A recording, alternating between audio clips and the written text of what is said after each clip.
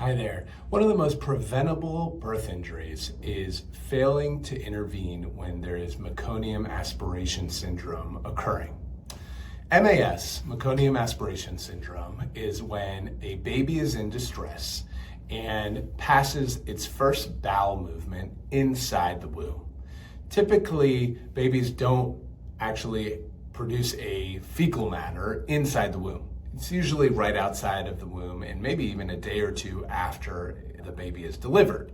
And the reason being is because it is a body physiological aspect that keeps that fecal matter that is infectious and can cause problems for the baby inside the baby so that it doesn't have any issue.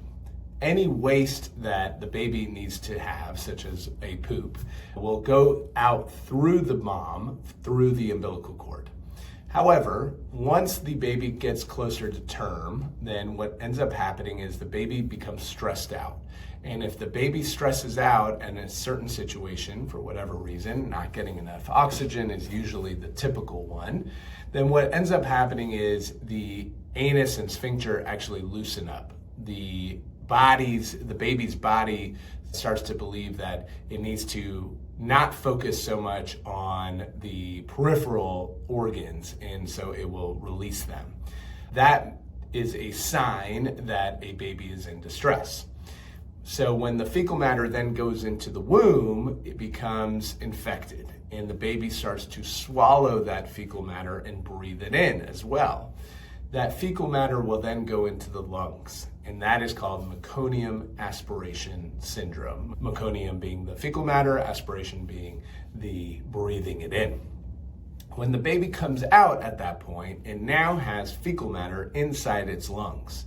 And it's imperative for the doctors and nurses to know that and to be able to treat it so that the baby doesn't have any issues breathing and respiratory issues once it comes out from the womb. If the doctors and nurses fail to intervene and actually fix the MAS problem, the meconium aspiration syndrome, then the baby will have breathing issues. Oxygen will not be able to get into the baby quickly enough in the NICU, and the baby will likely suffer from brain damage.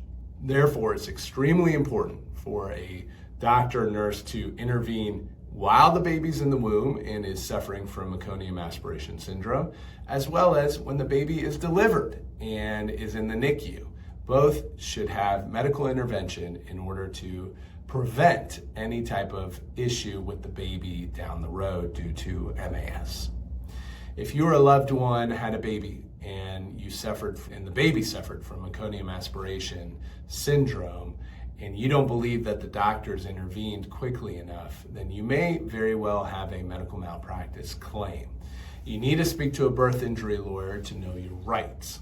My name is Adam Funk. I am a birth injury lawyer. I'd be happy to chat with you about your case free of charge. You can text us, you can email us, you can call us, and we'll schedule a time to chat.